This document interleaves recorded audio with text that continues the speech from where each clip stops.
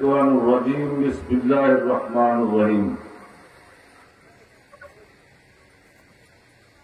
মহান আল্লাহ রাব্বুল আলামিনের দরবারে লাখো কোটি শুকরিয়া জানাই। আজকে বনতারা গঙ্গা প্রসাদ ওলামা পরিষদ ও যুব সমাজের উদ্যোগে আয়োজিত এই তাফসিরুল কোরআন মাহফিল উপস্থিত হওয়ার জন্য, আমাকে সুযোগ করে দেওয়ার জন্য। এখানে উপস্থিত আছেন, মূল্যবান বক্তব্য রাখবেন, যার আমন্ত্রণে মূলত আমি গত সপ্তাহে যখন দিনাজপুরে এসেছিলাম, আমার বাসায় এসে বলল যে আপনাকে এরকম সভায় যেতে হবে। কেন জানি ওনাকে আমি না করতে পারলাম না। বললাম যে ঠিক আছে, আমি আগামী সপ্তাহে আসব, আমি 22 তারিখে সভাটা করতে পারবো। কিন্তু পরবর্তীকালে 22 তারিখে ঢাকায় আমার আগামীকাল একটা মিটিং থাকার কারণে আমি আবার টেলিফোনে জানালাম যে আমি 22 তারিখ পারবো না, যদি 21 তারিখ করেন তাহলে আমার জন্য একটু সুবিধা হয়, আমি ঢাকার মিটিংটাও করতে পারি। তো ওনারা রাজি হয়ে গেলেন। হযরত মাওলানা মুফতি মতিউর রহমান কাসমি ভাই, আমি ওনাকে অনেক মানি, অনেক শ্রদ্ধা করি। ওনাকে টেলিফোনে জানালাম, উনি কিছুক্ষণ পরে আবার কনফার্ম করলেন যে ঠিক আছে, আমরা 21 তারিখ করতে পারবো। আমি এই জন্য তার প্রতি ধন্যবাদ জানাই এবং মহান আল্লাহ রাব্বুল আলামিনের প্রতি শুকরিয়া জানাই যে দীর্ঘদিন পরে এবং আমার নির্বাচনের পরে এই চতুর্থবারের মতো এমপি নির্বাচিত হওয়ার পরে, তৃতীয়বারের মতো জাতীয় সংসদের হুইপ নির্বাচিত হওয়ার পরে এই এলাকার মানুষ আমাকে ভোট দিয়েছেন, নির্বাচিত করেছেন। আপনাদের প্রতি কৃতজ্ঞতা জানানোর জন্য একটা সুযোগ করে দিয়েছেন এই তাফসিরুল কোরআন মাহফিলের মধ্য দিয়ে। এই জন্য আমি মহান আল্লাহ রাব্বুল আলামিনের দরবারে শুকরিয়া জানাই। এখানে বক্তব্য রাখবেন হযরত মাওলানা রুস্তম আলী সরকার, হযরত মাওলানা মুফতি ফখরুল ইসলাম, হযরত মাওলানা মুফতি আমিনুল ইসলাম ফালিহি, হযরত মাওলানা হুমায়ুন কবির মিলনপুর সাহেব বক্তব্য রেখেছেন। সভাপতিত্ব করছেন আলহাজ হযরত মাওলানা খাদিমুল ইসলাম সাহেব। বক্তব্য রেখেছেন আমাদের উপজেলা চেয়ারম্যান, সদর থানা আওয়ামী লীগের সভাপতি জনাব এমদাদ সরকার, আমাদের জেলা পরিষদের প্যানেল চেয়ারম্যান, এই এলাকারই কৃতি সন্তান জনাব আশফাক হোসেন। উপস্থিত আছেন আপনাদের ইউনিয়নের চেয়ারম্যান জনাব আতাউর রহমান সরকার, সাবেক চেয়ারম্যান জনাব ইসাহাক চৌধুরী সহ উপস্থিত আছেন ইমরান হোসেন সরকার, মুসাদ্দেক হোসেন সরকার, আলহাজ মঈনুদ্দিন সরকার, জনাব আমিনুল ইসলাম আমু, জনাব মোহাম্মদ আসাদুজ্জামান, মোহাম্মদ আজমাউল হোসেন সরকার এবং আপনাদের এই ইউনিয়নের এই ওয়ার্ডের সদস্য আতিফুর সহ উপস্থিত অনেক ওলামা একরাম, ইসলামী চিন্তাবিদরা উপস্থিত আছেন। আমার এলাকার গণ্যমান্য মুরব্বীরা উপস্থিত আছেন, মা বোনেরা উপস্থিত আছেন। এখানে বর্ডার গার্ড বাংলাদেশের গর্বিত সদস্যরা উপস্থিত আছেন, পুলিশ বাহিনীর সদস্যরা উপস্থিত আছেন, গ্রাম প্রতিরক্ষা বাহিনীর সদস্যরা উপস্থিত আছেন। সবাইকে জানাই আসসালামু আলাইকুম ওয়া রাহমাতুল্লাহি ওয়া বারাকাতুহু ওয়া মাগফিরাতুহু ওয়া জান্নাতুহু।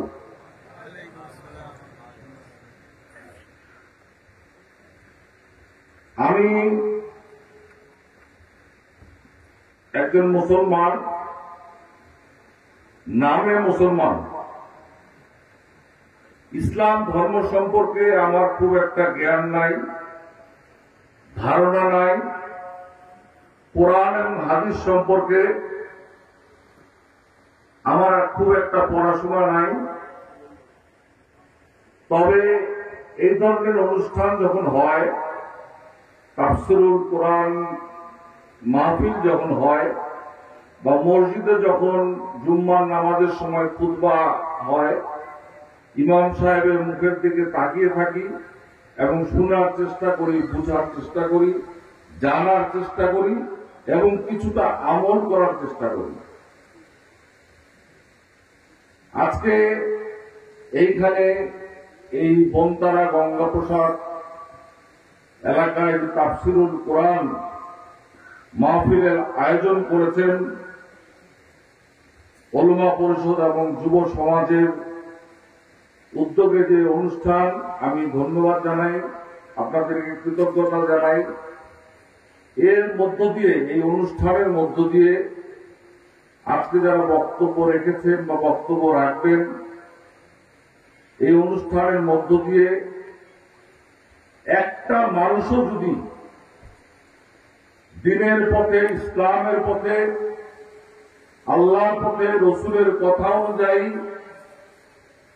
কালকে সকাল থেকে আমল করে, সেই অনুযায়ী কাজ করে, আমার মনে হয় এই তাফসিরুল কোরআন মাহফিলটা সার্থক হবে। আমরা আসলে মুখে বলি বিসমিল্লাহ, কাজ করি সব আস্তাগফিরুল্লাহ, নাউযুবিল্লাহ।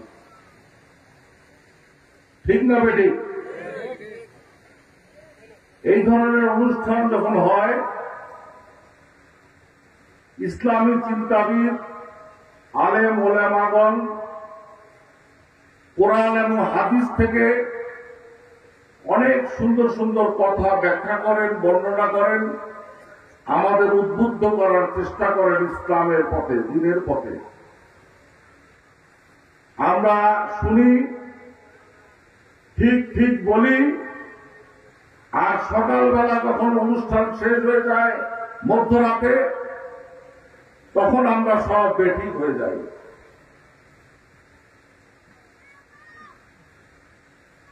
আল্লাহ রাব্বুল আলামিন আমাদেরকে সৃষ্টি করেছেন।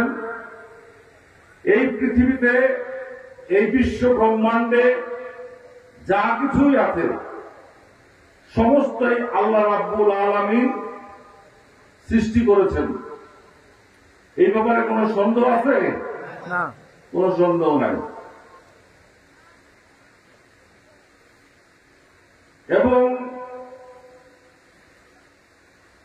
আমাদেরকে সৃষ্টির উদ্দেশ্য একটা আছে, ওয়ামা খালাকতুল জিন্না ওয়াল ইনসা ইল্লা লিয়াবুদুন।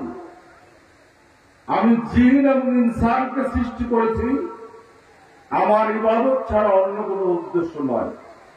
আল্লাহ কি বলছেন? তার ইবাদতের কথা বলছেন। খুব বেশি কি উনি চাইছেন? আমরা যে এত সুন্দর দুনিয়ার পরিবেশে,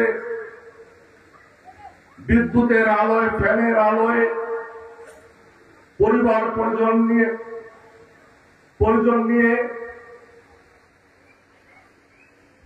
আমরা আমাদের জীবন অতিবাহিত করছি,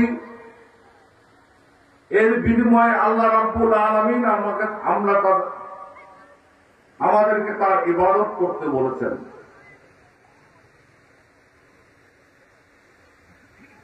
প্রথমে বলেছেন যে এই বিশ্ব ব্রহ্মাণ্ডে যা কিছু আছে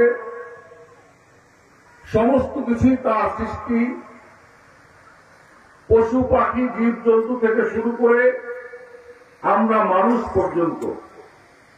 এবং মানুষকে উনি শ্রেষ্ঠত্ব দান করেছেন। মানুষকে বলেছেন আশরাফুল মখলুকাত। ওনার সৃষ্টির সর্বশ্রেষ্ঠ হচ্ছে মানুষ। কেন? উনি তো অন্যান্য পশু পাখি জীব জন্তু সৃষ্টি করেছেন। মানুষকে কেন শ্রেষ্ঠত্ব দান করেছেন? কারণ মানুষের মধ্যে উনি এমন একটা জিনিস দিয়েছেন যেটা তার অন্য কোন সৃষ্টির মধ্যে দেন নাই। সেই জিনিসটা কি?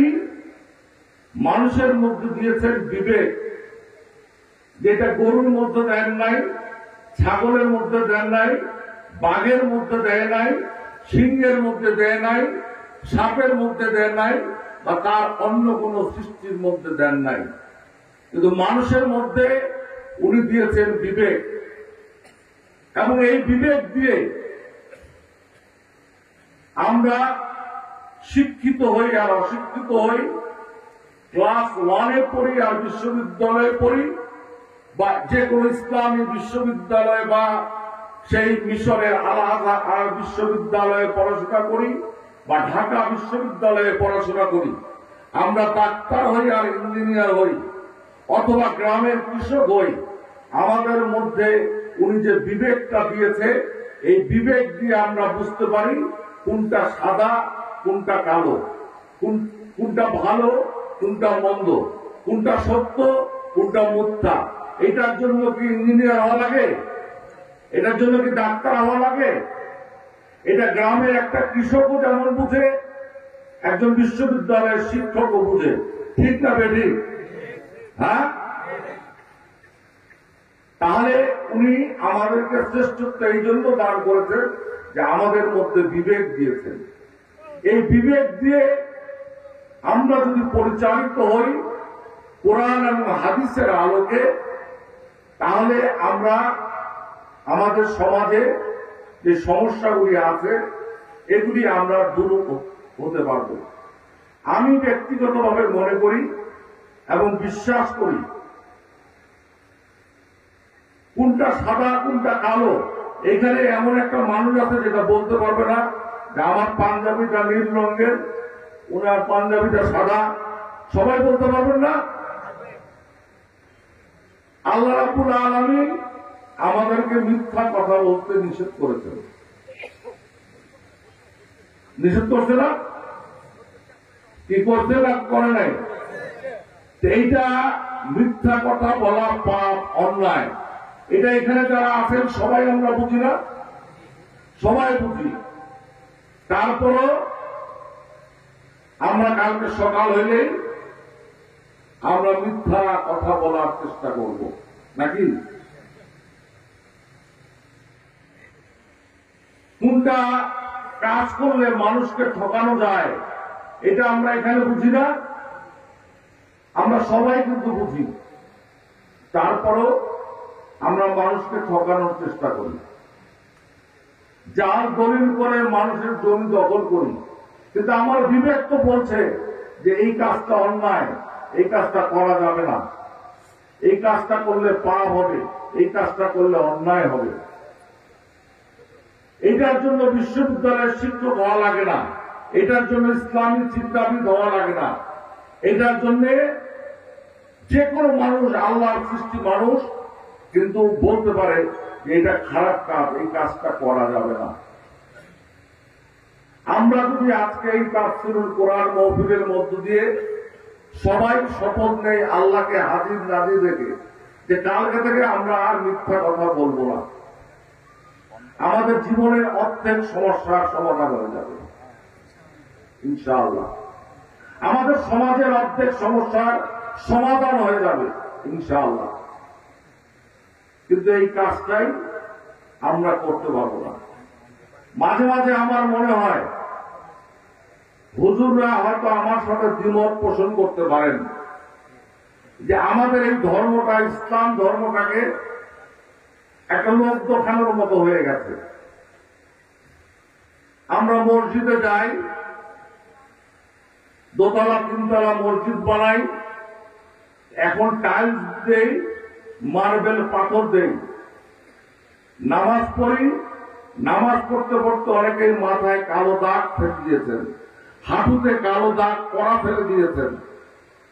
আর মসজিদ থেকে বের হয়ে আসলে আমরা মিথ্যা কথা বলি, আমরা মানুষকে ঠকানোর চেষ্টা করি, আমরা এতিমের হক থেকে বঞ্চিত করি, আমরা পিতা মাতার হক থেকে বঞ্চিত করি, আমরা আমাদের সন্তানের হক থেকে বঞ্চিত করি। আমার এর আগে হুমায়ুন আলাপ হজরত মওলানা হুমায়ুন কবির মিলনপুরী সাহেব বক্তব্য বললেন যে পিতামাতার হক সম্পর্কে উনি অনেক কথা বলেছেন, যে কোন সন্তান পিতামাতার জীবদ্দশায় কোন সন্তানের আচরণে পিতা মাতা যদি তার আচরণে কষ্ট পেয়ে উফ শব্দ করে, একটু কষ্ট পেয়ে উফ শব্দ করে, তাহলে তার জন্য বেশ তো হারাম হয়ে যাবে। কি ঠিক না বেঠিক? এই কথাটা আমরা বুঝি না, কিন্তু আমরা নিজের অজান্তেও জেনে বুঝেও আমরা আমাদের বাবা মাদের কষ্ট দেই না। নিজেরা অনেক দামি কাপড় চোপড় কিনে, এই যে ঈদ উল ফিতর চলে গেল, অনেকে দামি পাঞ্জাবি পায়জামা স্যান্ডেল জুতা কিনেছি, নিজের স্ত্রীকে কিনে দিয়েছি, কিন্তু বাবা মার জন্য 300 টাকা দিয়ে একটা লুঙ্গি বা 500 টাকা দিয়ে একটা শাড়ি কেনার মতো অনেকের মানসিকতা আমাদের মধ্যে নাই। ঠিক।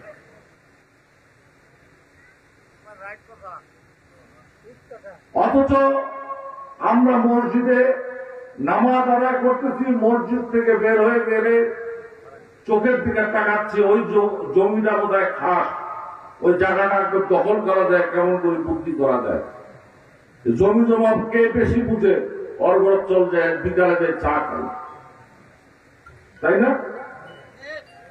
আমরা এতিমের হক থেকে বঞ্চিত করি, কিন্তু এটা বুঝার জন্য আল্লাহ রাব্বুল আলামিন আমাদের বিবেক দিয়েছেন। আমরা বিবেক দ্বারা পরিচালিত হই না।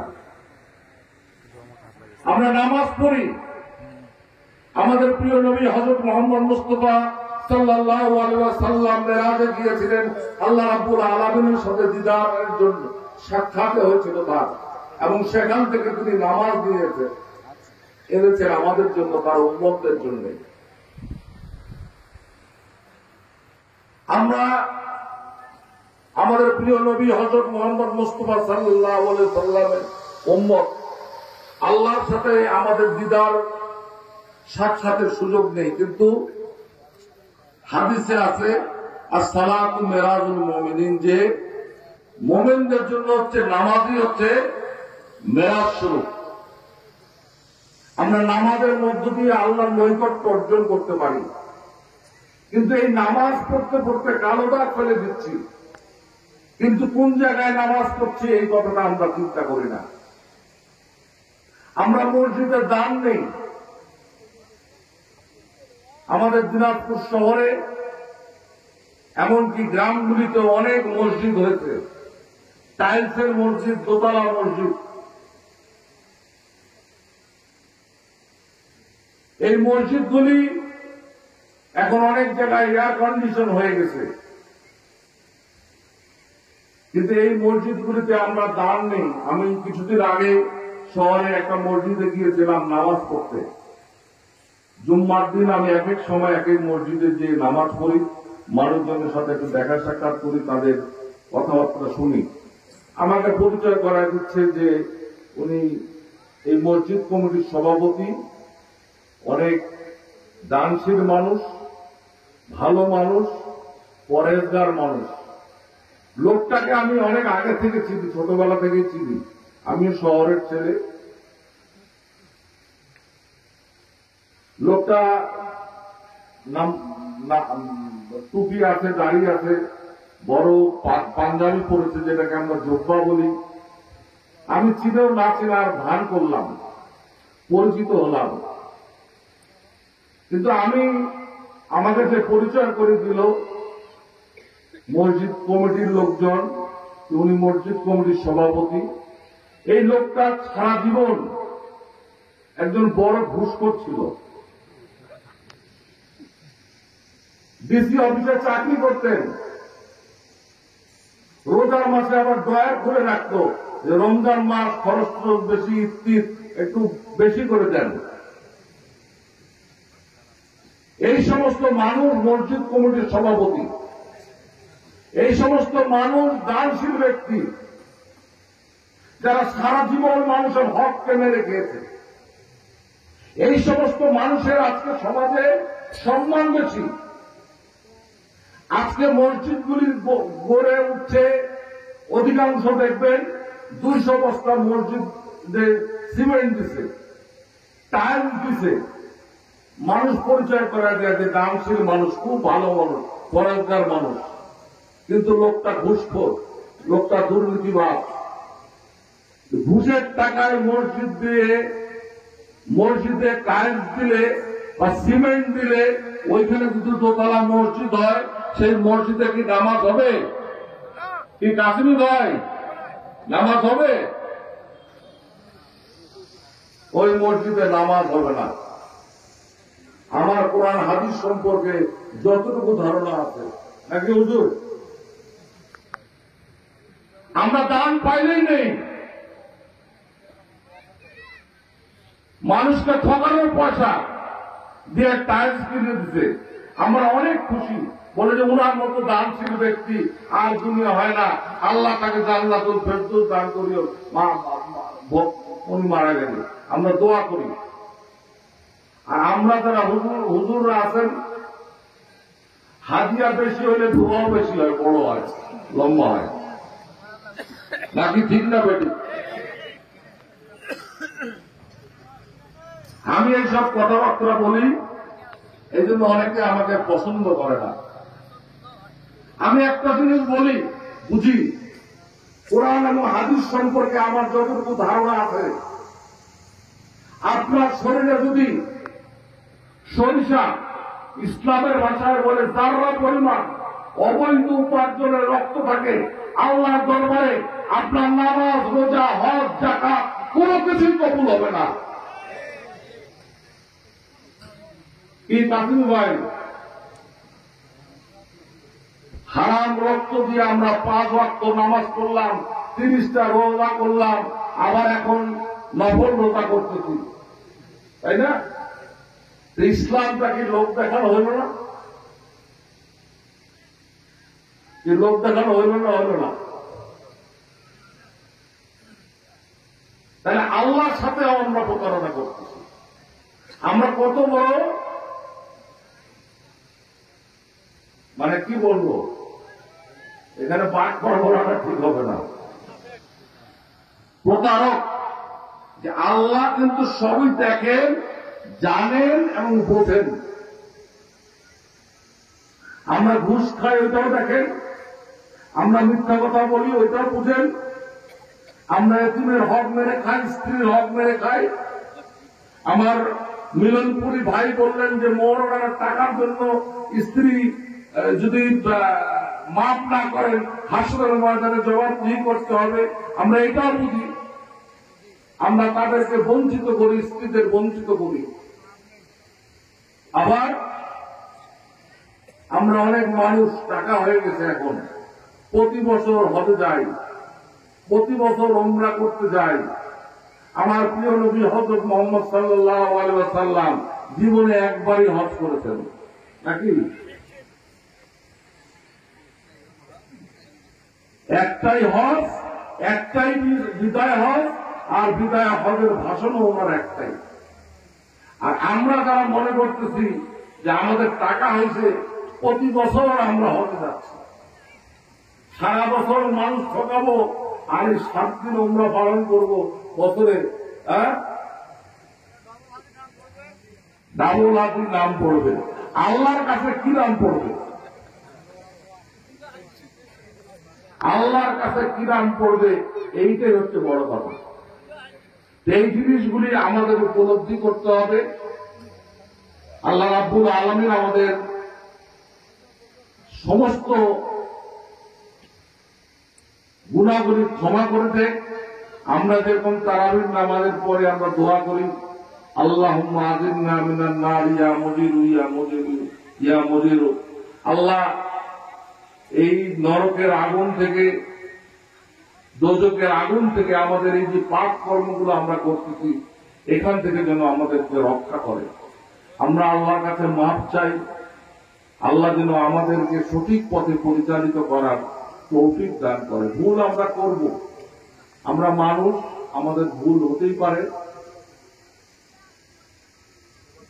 আমরা ফেরেশতারা, ফেরেশতাও ভুল করতে বলে আজকে ইবলিসের এত তেলেশমাতি, এবং তার কারণেই আমরা নানান রকম অপকর্মে লিপ্ত হই। কিন্তু আমরা একটু ভালো হওয়ার চেষ্টা করি নাকি? আমরা একটু হালাল রুজির অন্বেষণ করার চেষ্টা করি, আমরা একটু হালালান তৈয়বানের পথে চলার চেষ্টা করি, আমরা একটু হুকুল্লাহ এবং হুকুল এবাদের পথে চলার চেষ্টা করি। সময় নাই, কাশ্মীর ভাইকে অনুরোধ করবো আপনি একটু হুকুল্লাহ আর হুকুল এবাদের ব্যাপারে বক্তব্য রাখবেন, বলবেন। এবং এই যে হালাল রুজি আপনি কম খান, আপনার মসজিদটা 5 বছর পরে হোক, কিন্তু এই মসজিদের দানটা যেন হালাল হয় এবং আপনার মসজিদের নামাজের জায়গাটা যেন পবিত্র হয়। তখনই পবিত্র হবে যখন হালাল উপার্জনের অর্থ দিয়ে একটা মসজিদ তৈরি হবে, একটা মাদ্রাসা তৈরি হবে, একটা দ্বীন ইসলামের প্রচার কেন্দ্র তৈরি হবে। না হলে আপনি ছেঁড়া জায়নামাজে নামাজ পড়েন, আপনি ছেঁড়া কাপড়ের মধ্যে পরিষ্কার জায়গায় নামাজ পড়েন, আর আপনি মাটির জমিনে নামাজ পড়েন, আল্লাহ আপনার নামাজকে কবুল করবে ইনশাআল্লাহ। কিন্তু ঘুষের টাকা দিয়ে মখমলের জায়নামাজ কিনে নামাজ আদায় করলে কি নামাজ হবে? কোরআন হাদিস সম্পর্কে আমার যতটুকু ধারণা, কি হুজুর হবে নাকি? হ্যাঁ, হবে না। আপনারা যারা ইমাম সাহেবরা জুম্মার সময় খুতবা পড়ান, আপনারা এই কথাগুলো বলেন না, খালি জানতাম। হ্যাঁ, কোটা পয়সা দেন, জুম্মার টাকা দেন, ঘুষের টাকা দিবেন না, হালাল পয়সা অল্প দেন, কিন্তু হালাল পয়সা দেন। তাহলে আমরা আল্লাহর সৃষ্টির যে উদ্দেশ্য এবং আমাদের বেঁচে থাকা এবং স্রষ্টাকে সন্তুষ্ট করার যে চেষ্টা, এই চেষ্টায় আমরা সবাই সফল কাম হব। না হলে কিন্তু এই যে সারা রাত আগে আমরা এগুলা তাফসীরুল কোরআন শুনতেছি, ইসলামের অনেক সুন্দর সুন্দর কথা শুনতেছি, কিন্তু মানুষ আবার কালকে থেকে ভুলে যাচ্ছে, অন্যরকম অন্য পথে পরিচালিত করছে। আল্লাহ যেন আমাদেরকে সেই তৌফিক দান করে। আপনারা এই এলাকার মানুষ, আমি মনে করি গঙ্গা প্রসাদ, বনতারা, এই গ্রামটা টিকে আছে শুধু আমার বাবার কারণে। বললে হয়তো আপনারা অনেকে অসন্তুষ্ট হবেন। এবং আমি 4 বার এমপি, প্রায় 15 বছর হয়ে গেল এমপি আছি।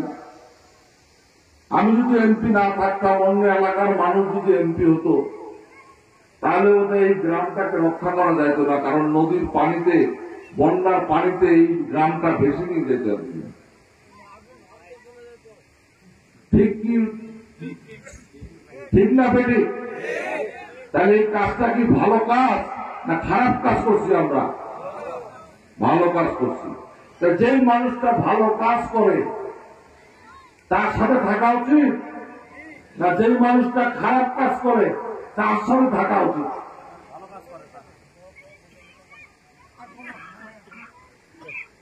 আজকে এই বাঁধটাকে আমরা আরো সুরক্ষিত করছি, বাঁধের কাজ চলছে। আপনারা টাওয়ারের কথা বলেছেন যে নেটওয়ার্ক পাওয়া যায় না, এটা সমস্যা। আসলে সীমান্তবর্তী গ্রাম, এখানে আমাদের দুই দেশের সাথে কিছু চুক্তি আছে, আলাপ আলোচনা করেই আমরা এই জিনিসটির সমাধান ভবিষ্যতে ইনশাল্লাহ করব। অনেক সমস্যার আমরা সমাধান করেছি ভারতের সাথে আলাপ করে।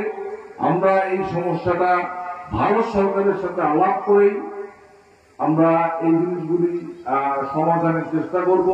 আর আপনারা একটা কবরস্থানের কথা বলেছেন, আমরা ইনশাআল্লাহ যত দ্রুত সম্ভব খাস জায়গা দেখে, এখানে চেয়ারম্যান সাহেব আছেন, আতর সাহেব, আমাদের আতিফুর আছেন, আশফাক সাহেব আছেন, সানোয়ার আছে আমাদের পৌরসভার কাউন্সিলর, আমরা একটা খাস জায়গা দেখে আমার কাছে দরখাস্ত করলে আমি এটা প্রশাসনিকভাবে আপনাদেরকে বরাদ্দ দিয়ে শ্মশান ঘাটের জন্য প্রয়োজনীয় যা যা করা লাগে আমরা পর্যায়ক্রমে সেই কবরস্থানের জন্য আমরা, এবং শ্মশান ঘাটের একটা দাবি ছিল, তো সেই জায়গাটাও আমরা দেখবো। আমরা কবরস্থানের জায়গাটা আমরা যত দ্রুত সম্ভব আমরা আমার কাছে দরখাস্ত করলে আমি এটা ব্যবস্থা করে দেব।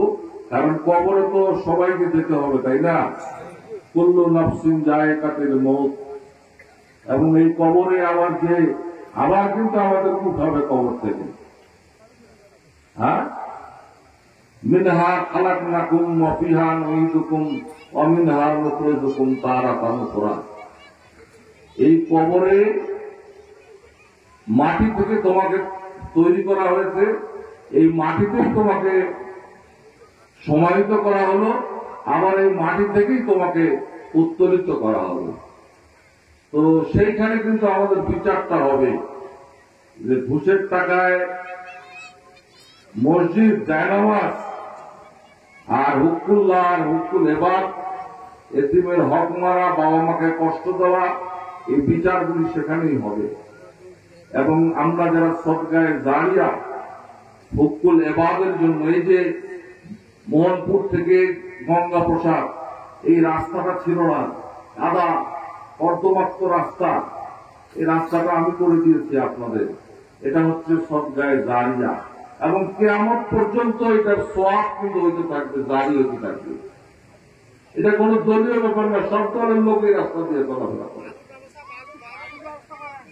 বালুর ব্যবস্থাটা এটাও আসলে আমাদের ভারতের সাথে আলাপ আলোচনা, যেহেতু সীমান্তবর্তী গ্রাম, আপনি চাইলেই এখন বালু উঠাইতে পারবেন না, কারণ ওই পারে বিএসএফ আছে। ভারতও যদি চায়, ভারতের লোকজন ওইখানে দাউদপুর, ফকিরপাড়া, এই যে পাশের যে গ্রামটা, তাদের এলাকার লোকজন যদি চায় যে আমরা বালু উত্তোলন করবো, তাও কিন্তু পারবে না। কারণ একটা দেশ চলে, দুইটা দেশ চলে কিছু চুক্তি, কিছু বিধি মালার মধ্যে দিয়ে। আপনি বালু উঠাইতে দেওয়া যদি বাঁধটা নষ্ট হয়ে যায়, আপনার গ্রামটা তো ভেঙে যাবে। এই জিনিসটাকেও আপনাকে চিন্তা করতে হবে। বালু কি সবাই উঠাবে? বালু 2-4-10 জন লোক উঠায়, কিন্তু এই 2-4 জন লোকের কারণে গোটা গ্রামটা যদি বিলীন হয়ে যায়, এর দায়িত্বটা কে নেবে? এই জিনিসটাও কিন্তু আপনাকে চিন্তা করতে হবে। এবং বালু তুলতে যায়, বালু ট্রাকের মধ্যে ফেন্সিলের বস্তা ঢুকায় যদি ওই পার থেকে নিয়ে আসে, আমার বিএসএফ যদি গুলি করে বা বিজেপি যদি গুলি হয় করে, যেটা চোরাচালানি, এর দায় দায়িত্বটা কে নিবে? এরকম হয় না? বালু তোলা যায় ট্রাকের নিচেও ফেন্সিলের বস্তা, এই ইয়াবার বস্তা, এই দায়িত্বটা কে নিবে? আপনারা নিবেন? বলেন এই দায়িত্ব আপনারা নেবেন? আপনারা গ্যারান্টি দেন, আমরা ভারতের সাথে আলাপ করবো যে ঠিক আছে আমার এই এলাকার লোকজন বালু তুলবে। এই গ্যারান্টি তো আপনারা দিতে পারবেন না, আমিও এই গ্যারান্টি দিতে পারবো না। তাহলে আমি কেমন করে কথা বলবো? নদীর ফাঁসি বস্তা করে দিয়ে ফেন্সিল এই পার থেকে এই পার আসে না, ইয়াবা নিয়ে আসে না, প্লাস্টিকের ব্যাগে করে, যে কারণে কাটা তারের বেড়া দিচ্ছে এবং পাথর দিয়ে। আগে তো মানুষ চলাচল করতে, পারাপার চলাচল করতো। আমি মনিরুদ্দিন ভাইকে বললাম যে মনিরুদ্দিন ভাই, আমরা তো যুদ্ধের সময় পাশেই ছিলাম, তো এখন কি অবস্থা, ওখানে কি যাওয়া যায়? বলে যে না, ভারত এখন কাটা তারের বেড়া দিচ্ছে। কাটা তারের বেড়া শুধু নয়, ওখানে ওরা পাথর দিচ্ছে, যে পাথরটা দিয়ে দৌড়বার পালাবার সুযোগ নাই, পা কাটি পায়। তো যাই হোক, সেটাও আপনাদের বালুর যদি প্রয়োজন হয়, আমরা ভারতের সাথে আলাপ আলোচনা করে, আমাদের বিজেপি বিএসএফ পতাকা বৈঠক করে প্রয়োজনীয় সকল কাজ আমরা করব। কারণ আমরা আপনাদের কষ্ট দিতে চাই না, আমরা বাংলাদেশ শান্তিতে থাকতে চাই, আপনাদের শান্তিতে রাখতে চাই, আপনাদের ভালো থাকেন। তো আমি আর বক্তব্য বাড়াবো না। আমার কথায় যদি কেউ কষ্ট পেয়ে থাকেন, আমি এই জন্য আল্লাহর রাস্তে আপনাকে আমাকে মাফ করে দিবেন। আবার আপনাদের সাথে দেখা হবে, কথা হবে। আমি আসতে পারি না, কিন্তু বিভিন্ন কাজের মধ্যে আমি আপনাদের সাথে থাকি। এই যে গত ঈদেও আমরা প্রায় 700 মানুষকে ভিডিও কার্ড দিচ্ছি না, 6,758 জন মানুষকে আমরা 10 কেজি করে চাল দিয়ে আবার কুরবানি ঈদে দিব।